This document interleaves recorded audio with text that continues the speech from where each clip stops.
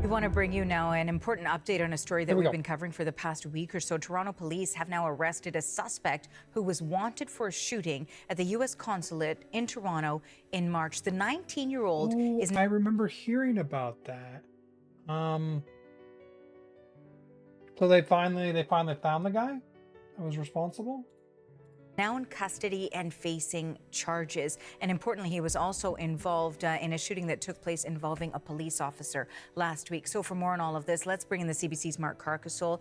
He's been tracking the details here. What have we learned today? Yeah, Arthur, we knew for a few days that police were on the lookout for 19-year-old Zara Jabi, and they made that arrest at Pearson International Airport in Mississauga.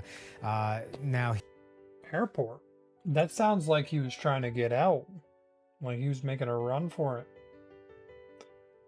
U.S. consulate shooting.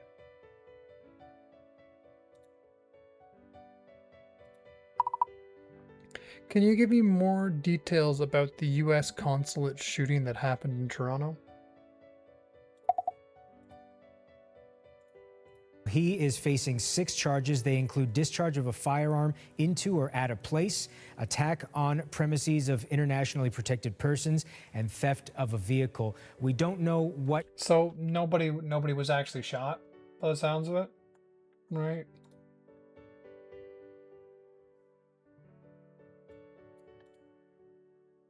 Okay. Here's what happened with the shooting at the U.S. consulate in Toronto. The shooting took place on the morning of March 10th, 2026. So we're looking at, oh, it's a couple months ago. It took them a while to find this guy. At the consulate on University Avenue in downtown Toronto, police alleged a white Honda CRV was headed west on Dundas Street when the driver turned south on University Avenue and stopped in front of the consulate, with 2 suspects firing multiple rounds at the building before fleeing in the stolen vehicle. They stole a vehicle, shot at the U.S. consulate building, and then drove away. What compels you to do this? That is a very dumb thing to do.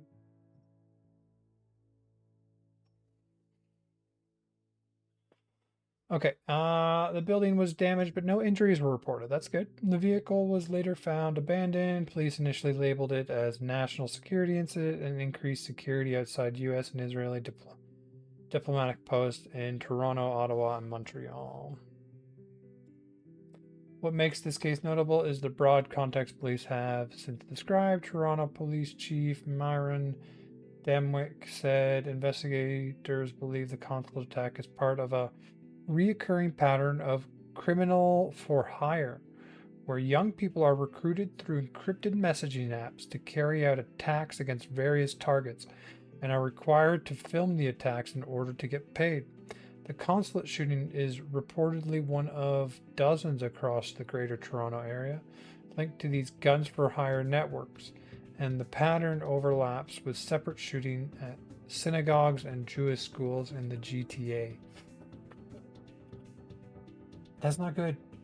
That's not good. Like, you can face real time shooting at, even just shooting at a building, especially like an international consulate.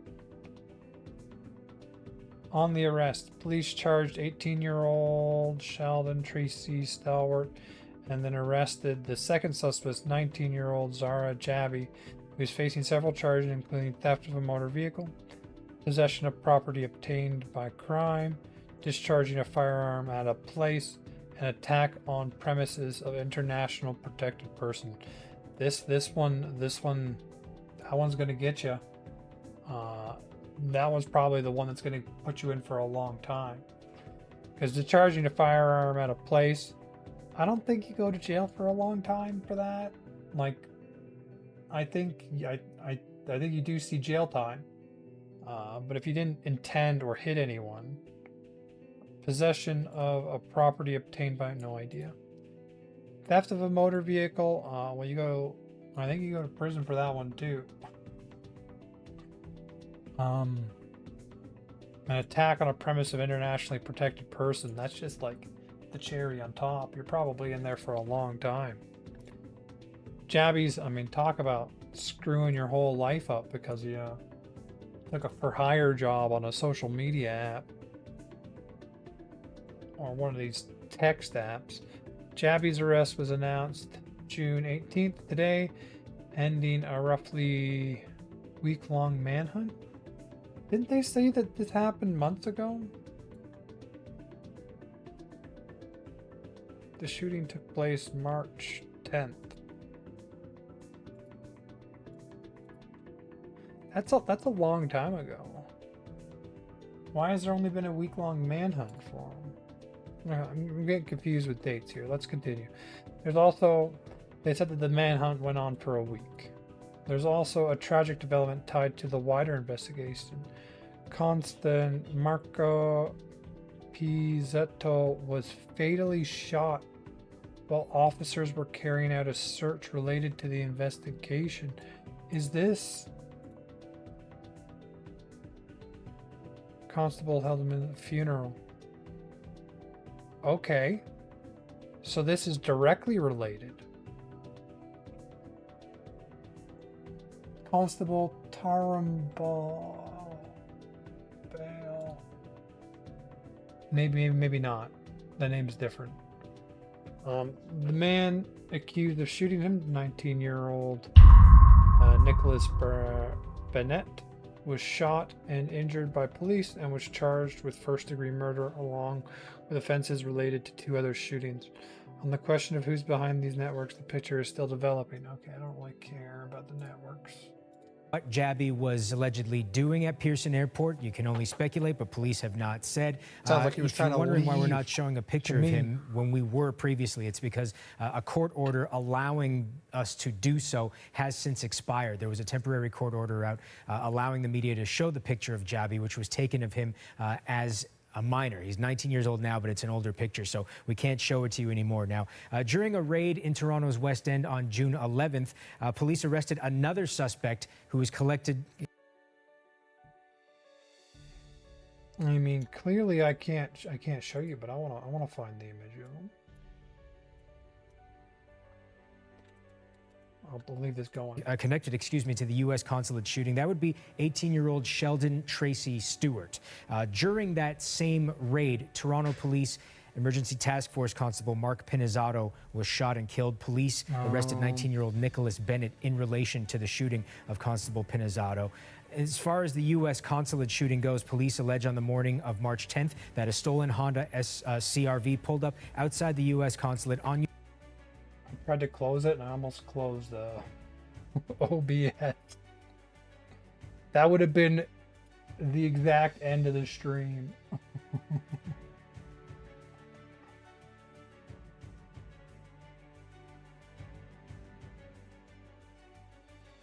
Here we go. I gotta click off that. Here we go. University Avenue in downtown Toronto, that 2 men who police allege were Jabby and Tracy Stewart got out of the vehicle, fired shots at the building. No one was injured, though there was damage done to the building. Police say that those suspects in this case, according to them, are hired guns. No, that's like an apartment complex. Paid to carry out the attack, and this debate has gone up to the federal government level as well. Yesterday, in question period, during a debate around Bill C-22, the Conservatives accusing the Liberals of trying to ram the bill through by passing a motion to limit debate on the bill. The Secretary of State for Combating Crime, Ruby Sahota, talked about why the Liberals were trying to get this bill passed so quickly. In her words, she said that law enforcement needed it to be so quick, and she gave a little more information on exactly where she believes, and I guess... What is Bill C-22 in Canadian Parliament?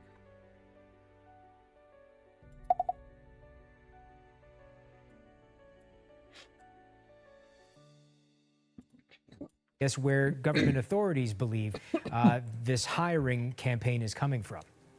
Mr. Speaker, every day that we wait, more and more victims are created in Canada.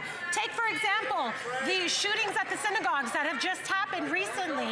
Those shooters were paid for hired by a foreign entity, Mr. Speaker, in our country, online. Had we been able to find those shooters sooner, there would be less victims, Mr. Speaker. hired by a foreign entity. That is the key term. Toronto police did not use those words. They said they're still looking for the people who are paying these people. So a little extra information there. Last month, U.S. authorities arrested 32-year-old Iraqi national Mohammed al-Sadi on terror charges. Court documents show that they believe he is guilty of planning the U.S. consulate shooting. And in wiretaps in those court documents, they say they hear him say that he has people in other countries who planned those attacks, including the U.S. consulate attack and allegedly 3 attacks at synagogues in Canada. Okay, thank you for this, Mark. That is the CBC's Mark Carcassonne. Some foreign actors doing that, which is a dangerous thing. The current Parliament, Bill C-22 is the Lawful Access Act 2026. Given your interest in Canadian policy, here's the rundown. The bill was tabled on March 12th, 2026, so that's a couple months back. Right after the shooting, because wasn't that on the 10th? By Public Safety Minister Gary... Nope. It contains provisions regarding lawful access to information from electronic services providers as part of criminal investigations by law enforcement and CSIS. It would compel telecommunication providers to identify without a warrant whether individuals under reasonable suspicion of criminal activities are users of their service, and require electronic service providers to assist in providing data to law enforcement when requested. The backstory is what makes it interesting. C-22 is a standalone bill that revisits the lawful access provisions originally contained in parts of... Okay. It's getting... The government says C-22 is a narrower version of what was in C-2. It retains the overall architecture and intent of the original regime, but narrows the proposed demand power, both in who can be targeted, telecommunication service providers only, and in what can be demanded, only confirmation of service, not subscription information or other details. It also adds accountability mechanisms, including mandatory parliamentary review, while adding a new power to enact metadata retention regulations applicable to core providers. The opposition hasn't gone away, though. The concerns being raised in debate and by outside group clusters around a few themes. Let's see what they are. Encryption. Industry groups, including the Canadian Chamber of Commerce Cybersecurity Council, have warned the laws as written could create conditions for encryption and privacy to be compromised. And white hat hackers have warned it could make it easier for criminals to penetrate Canadian systems. Metadata retention. A parliamentary petition called on the House to withdraw the bill or vote against it to remove suspicionless bulk metadata retention requirements. Remove suspicionless bulk metadata retention requirements. I don't even understand that. So metadata I get. So it would require your service, your telecommunication service to store your metadata.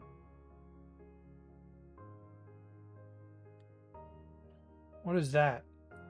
And to be explicitly prohibit any future lawful access legislation from requiring the weakening of encryption. Regulatory discretion. Critics argue the government retains broad regulatory powers to redefine key terms, including encryption and systematic vulnerability, without returning to Parliament, which they say renders the bill's stated privacy protections unreliable.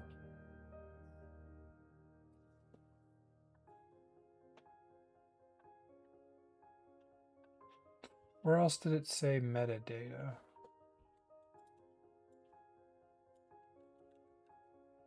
Up here. While adding a new power to enact metadata retention regulations applicable to core providers. does this mean that your service provider would be forced to keep your metadata on hand?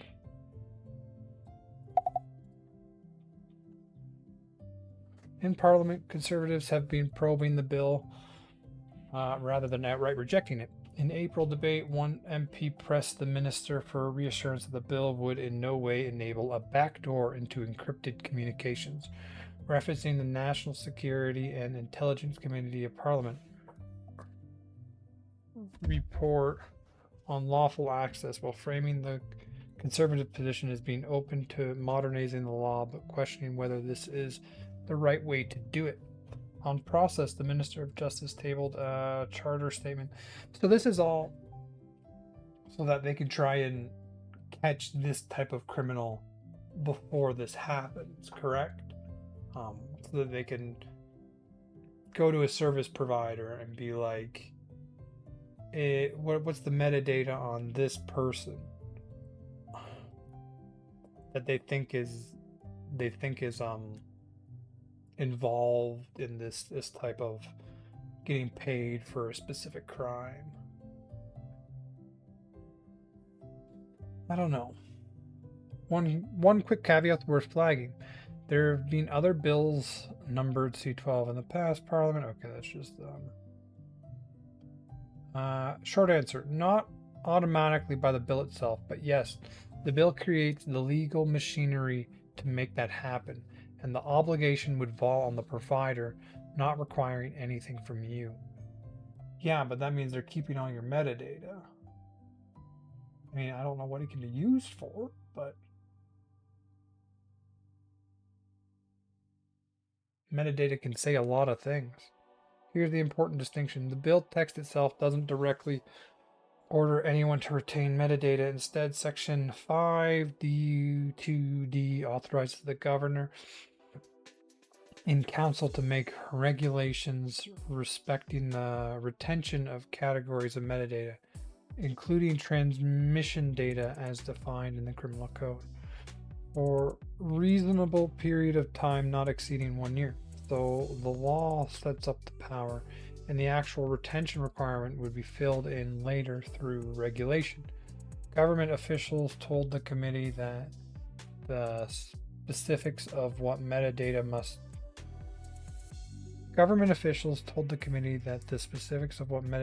be retained, for how long, and even what counts as core provider will all be developed after the legislation becomes law, though through consultations, and those regulations could be redrafted after without new legislations.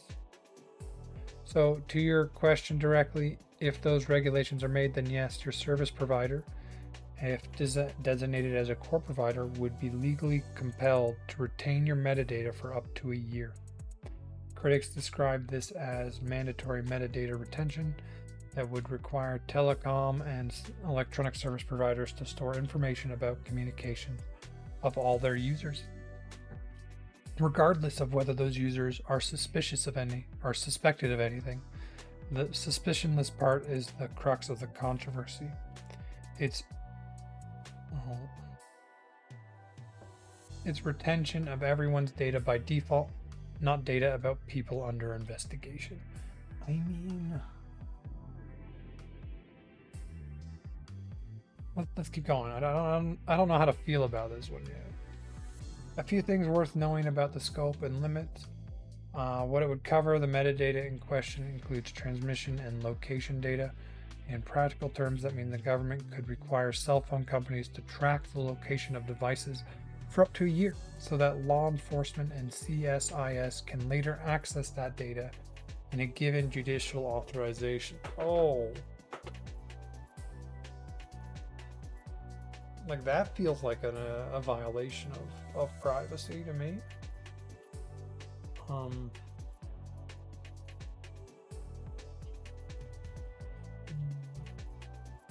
Do they really need this to catch this kind of criminal? Like, don't they have the suspect already in cuffs? Like, I feel like the system caught them, right? Give them a big sentence. Make it so that they never get out of jail. And that'll dissuade other people from doing it. I don't know if you need I don't know if you need this to be able to track everywhere they've been for a year in order to put a criminal that shot up a consulate into jail.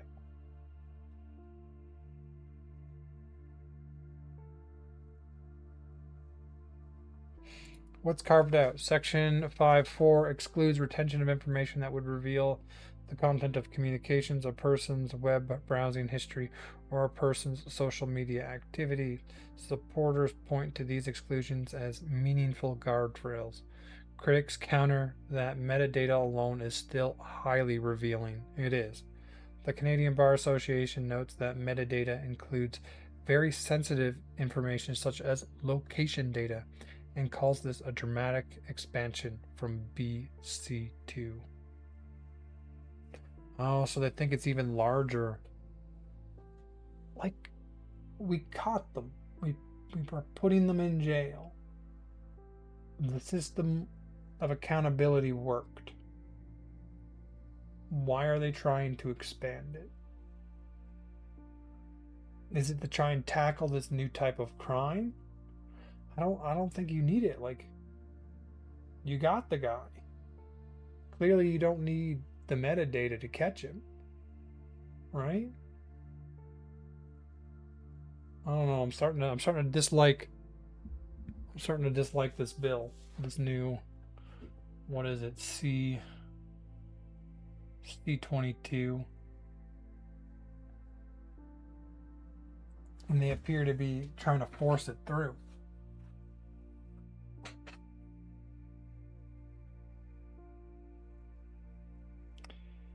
Okay, where was I?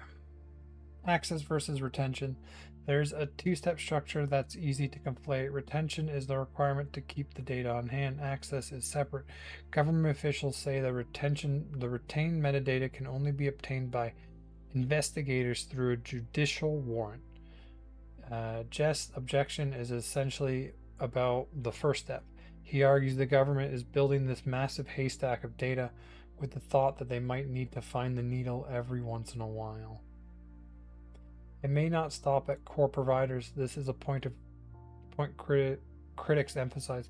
The bill would let the Minister of Public Safety order other electronic service providers to comply with the retention regulation, subject to approval of the Federal Intelligence Commissioner for a criminal or national security investigation.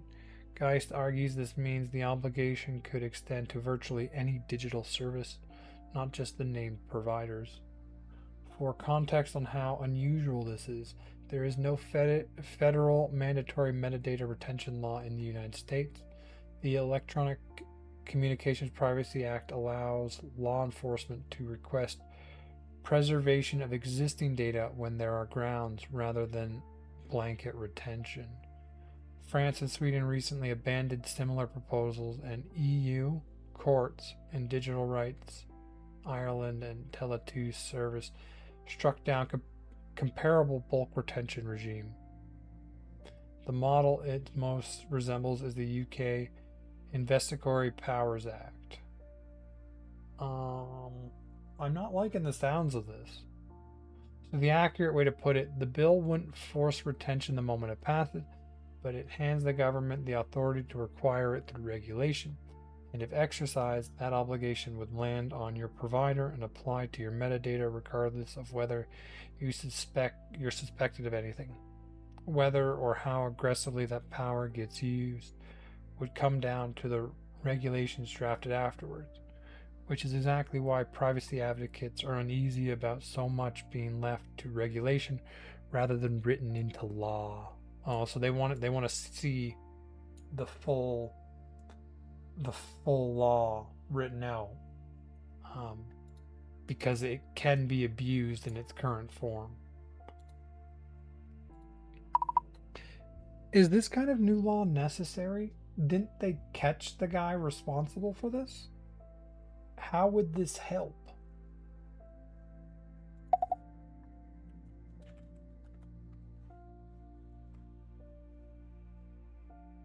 Did I get through this? I did. Okay. That is a first for me.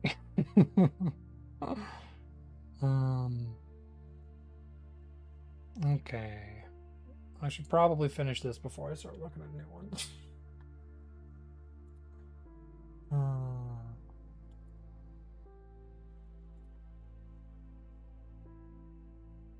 Okay. 3 good questions bundled together. Let me separate them because the answer to is it necessary depends on a lot on which problem you think the bill is solving. And the consulate case is actually a useful test of that. On whether they caught the consulate suspect, yes, both were arrested, and notably, that happened without any of the powers in C-22. The case was cracked through fairly traditional means: surveillance footage, the suspect. The suspects filmed themselves. Oh, if you're filming yourself doing a crime, it's over. It's over for you.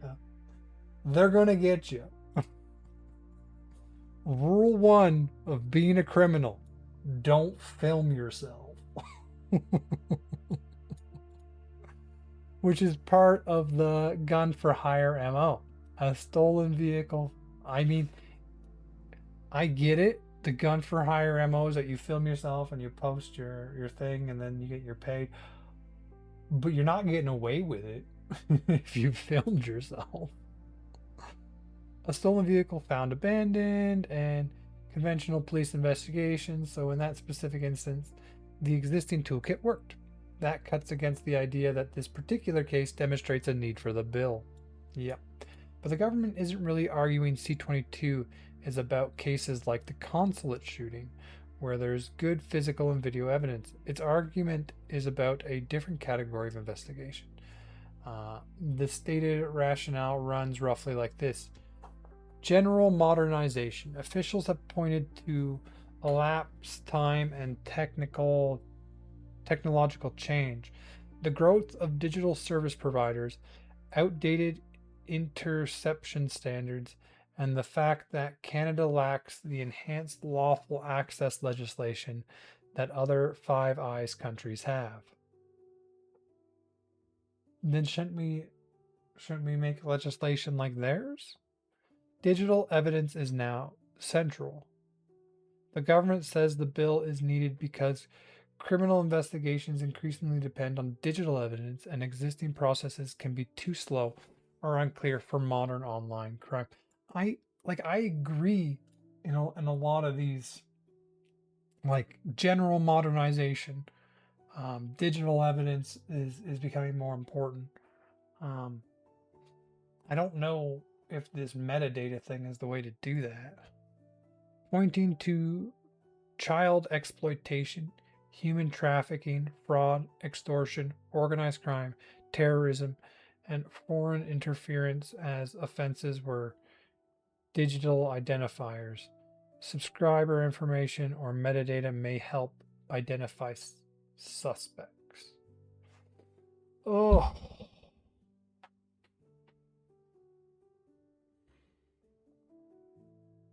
Like when they bring all this up, like that's definitely a convincing argument. Like it's hard to land on the side of fraudsters and organized crime.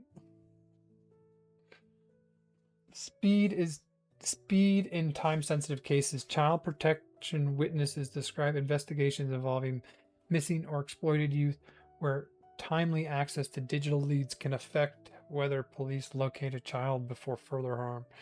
The argument being that it's not just whether information can eventually be obtained, but whether it can be obtained quickly enough to be useful.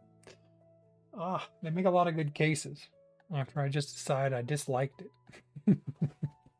So now I don't know anymore. Now, how would it help, and would it have helped here?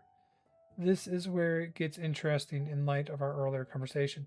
The consulate shooting was tied to criminals for hire networks, and police say those networks recruit young people through encrypted messaging apps. That's exactly the scenario lawful access proponents point to. The recruiters and organizers are harder to reach than the teenagers who pull the trigger. An RCMP superintendent told the Globe and Mail that access to metadata could be useful to track and identify people. I mean, yes, that it would indeed be useful for that. Including at the scene of shooting. So the government's strongest version of the argument isn't this would have caught the shooters, they were caught, but this could help reach the people behind the networks. And metadata retention means the trail isn't already cold by the time investigators get a warrant. Okay, so they did a very good job. Let's see what the critics got to say. The pro camp did a good job convincing me. Now time to hear the critics' opinion. No demonstrated gap. The Canadian Bar Association notes the government has not actually cited investigations that are hindered by current provisions or technical limits that prevent providers from satisfying lawful access orders today. In other words, if existing tools keep solving cases, as they did with the consulate shooting, where's the proven need? The haystack objection. As Michael Guest framed it earlier, mandatory retention means building a massive database of everyone's metadata on the chance investigators later need a piece of it, rather than targeting people under suspicion. I mean, we build massive databases already. Like, all police camera footage that is recorded is in a massive database. But those are people that are obviously employed as officers of the law. This is just collecting metadata on every citizen, because they all use a service provider, right? And so you'd be collecting metadata, which includes location information. And in the case that, like, you're charged of a crime, they can gain access to it with a warrant.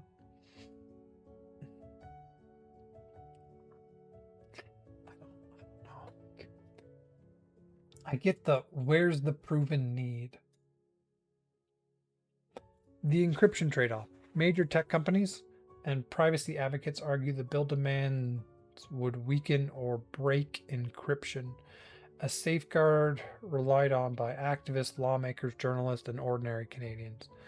Signal has said it would withdraw from the Canadian market rather than comply, and cryptographers have argued for over a decade that there's no way to build a backdoor for lawful access that adversaries can't also use. Ooh.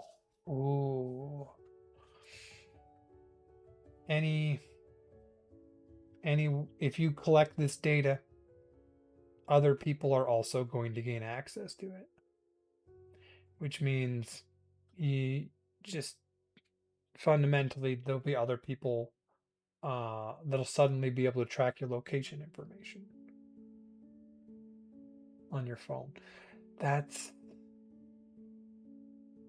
dangerous to have. That's dangerous to build.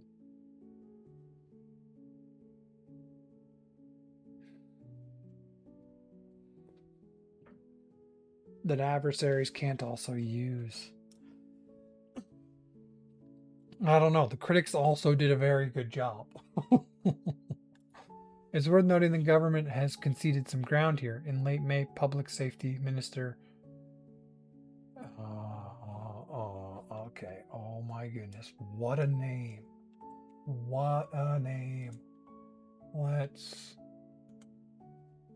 get a reading of the name.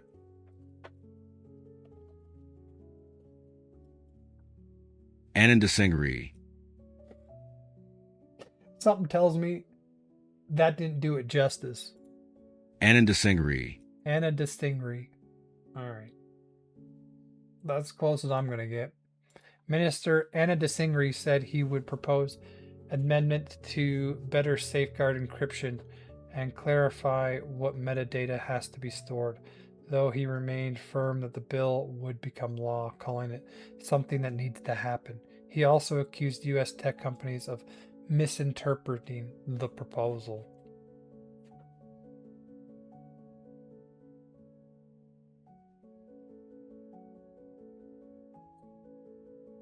Like, the location information stuff is kind of what frightens me. Suddenly they could track your entire location. Who is this? This is the Canadian minister, right? Images. Set agree.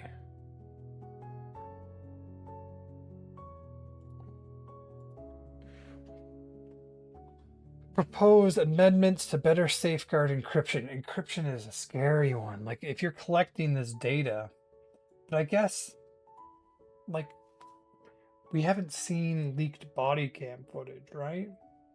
Wait. We have. That case with Reckless Ben. All of the because a lot of the police body cameras was redacted, and then that case got popular, and all of a sudden you got the unredacted version of it. They didn't release that. That was like hacked or released. So all of a sudden I'm a lot more concerned about the government collecting this data. Like, if it was only accessible to them, I wouldn't care so much. Like, if it helps them solve crimes, metadata, maybe not. Location, I don't know. I personally have no intentions of committing a crime, so like I don't really care so much. But there's a track record of this getting out,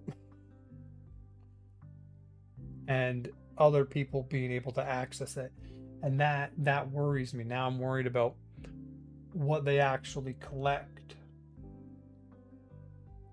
and this all stems from like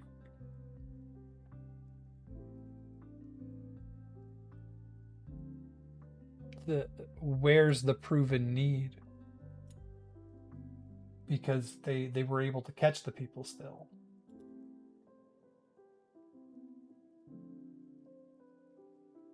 I don't know. But yeah, I mean, all the Reckless Ben body cam footage just got released, right? That was government controlled servers. Somebody got in there and released it. How can you ensure that that doesn't happen here? You can't. It will happen. They need better regulations on what's actually collected. I don't know. I'm back to disliking it. It's been a real roller coaster. It's been like, dislike, like, dislike, like, dislike. Ugh. So to pull it together, whether it's necessary is genuinely contested, and reasonable people land in different places. The honest summary is that the consulate case shows existing tools can work for evidence-rich crimes, which is part of why critics say the necessity hasn't been demonstrated. The government's case rests less on cases like that and more on harder digital investigations. Encrypted networks, child exploitation, foreign interference. Like, these are all good reasons. That is a convincing argument.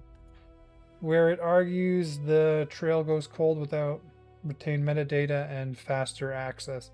The core dispute is whether that benefit justifies blanket retention of everyone's metadata and the security risks of compelling providers' cooperation. That's a value in evidence judgment rather than a settled fact, and it's the question the Parliament Committee has been chewing on. Man, I don't know. I honestly don't know. Like,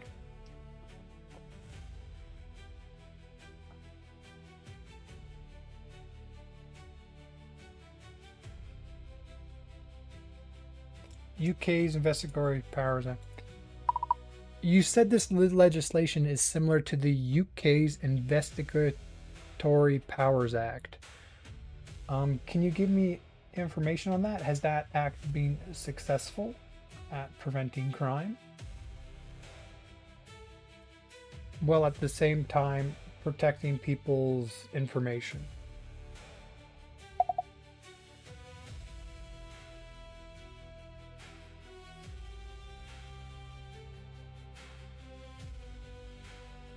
Been successful at preventing crime.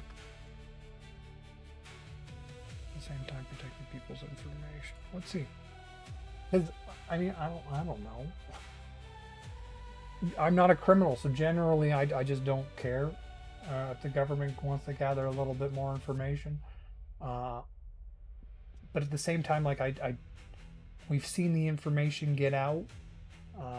The understanding that this information could get out should be considered.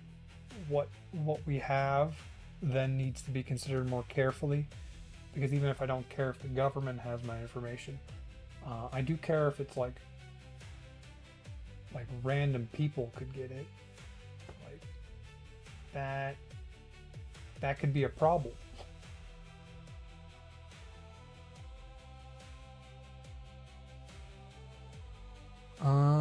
This is a fair thing to ask, and the honest headline is that has it worked is surprisingly hard to answer with hard evidence.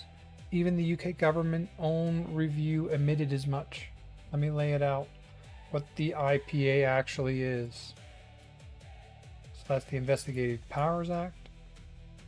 The Investigative Powers Act 2016 received royal assent in November 2016, introduced by then Home Secretary Theresa May. It was an unusual broad piece of legislation. It covers interception of communications, requests for communications data, equipment interference, hacking, bulk warrants, and technical capacity notice, which is why Edward Snowden called it the most extreme surveillance in the history of Western democracy. Wow. Critics nicknamed it the Snoopers Chapter. The Snoopers Chapter. I like that name more. The parts relevant to the Canadian comparison are the data retention pieces. It mandates retention of internet connection records by communication service providers, tracking which websites and services users access, and allowing bulk collection of metadata and personal data sets, including records of individuals who aren't under any direct suspicion. That no suspicion requirement feature is precisely the parallel to the C22's metadata retention provision. Notably, the UK actually goes further than Canada's bill proposal on one front. It can require retention of internet connection records, browser level data, which C22 explicitly carves out. Has it prevented crime? Here's the genuinely striking part. When the UK government did its own statutory post-implementation review, it couldn't actually demonstrate the crime prevention benefit. The review stated that the extent to which the act disrupted criminal activity, particularly serious and organized crime, and helped safeguard national security is unknown due to the absence of data available and the sensitivity of these operations. Oh, so that's not a yes or a no. And that it had not been possible to do a well-evidenced benefit assessment. That's not the same as saying it doesn't work. Intelligence and policing benefits are genuinely hard to measure and often classified. The government and agencies maintain the powers are essential. In justifying later amendments, the government argued the regime needed updating to give agency and law enforcement the tools to keep us safe, preventing terrorism, and take on hostile states. And the 2023 independent review by Lord Anderson recommended targeted reforms while keeping the core framework intact. Government material cites case studies and internet connection record trial and operational examples. Okay, we're getting too into the weeds. Has it protected people's information? This is the other half of your question, and the record is mixed to poor depending on the period you look at. The IPA does have real safeguards built in, and they're more robust than what C22 currently proposes. The most intrusive powers require a double lock, both a Secretary of State and independent judicial commissioner must approve. The Investigatory Powers Commissioner audits public authorities, use the power to report annually to... Okay. But on the privacy side, it has repeatedly lost in court, which is the strongest evidence that it didn't get the balance right initially. The European Court of Human Rights ruled that GCHQ use of mass surveillance and bulk communication data breach privacy laws and lacks sufficient oversight and safeguards. Domestic courts force changes to... Okay, we're getting to... What does this suggest for the Canadian debate? Tying it back to your earlier question. The UK experience doesn't deliver a clean verdict for either side. Supporters can point out the powers are still in place. Agencies insist they're vital, and the oversight machinery functions. Opponents can point out that the government couldn't evidence the crime prevention payoffs. The privacy balance has to be corrected repeatedly by courts, and the powers have only expanded since. If C22 is IPA-like, the most useful lesson from Britain is probably that the safeguards matter enormously and tend to weaken over time, which is exactly why the fight over C22 is centered on what gets written into the law versus left to later regulations. One caveat on sourcing: a couple of these points lean on legal industry explainers and advocate groups rather than primary government documents, though the key crime prevention finding comes straight from the UK's government-owned post-implementation review. Okay. I have no idea. Clearly, you want the law to be very clear on this, because anything you leave for later seems to weaken, and so making it very, very clear what the law allows and doesn't allow is important.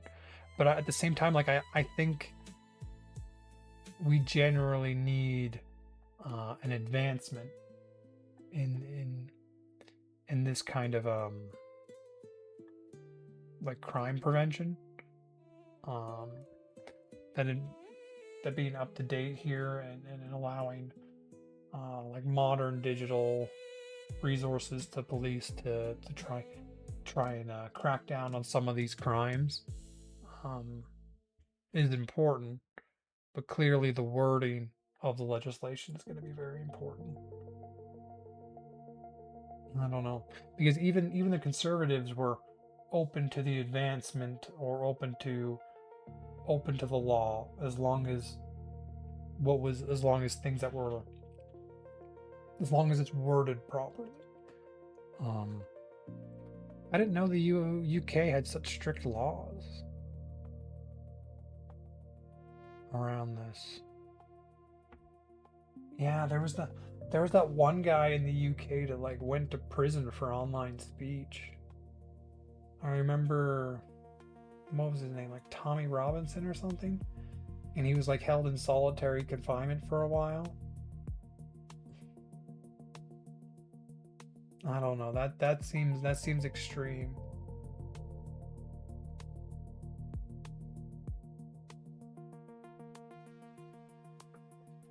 Well, I might have to keep track of this one, because even then, the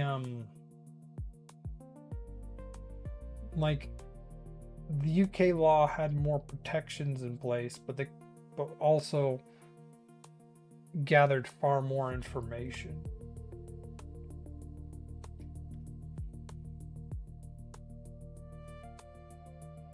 Because Canada's law was just about like metadata and like location services by your provider. So like when you got your location on your phone, and that isn't something they can access, but they can access it with a court order. I don't know. This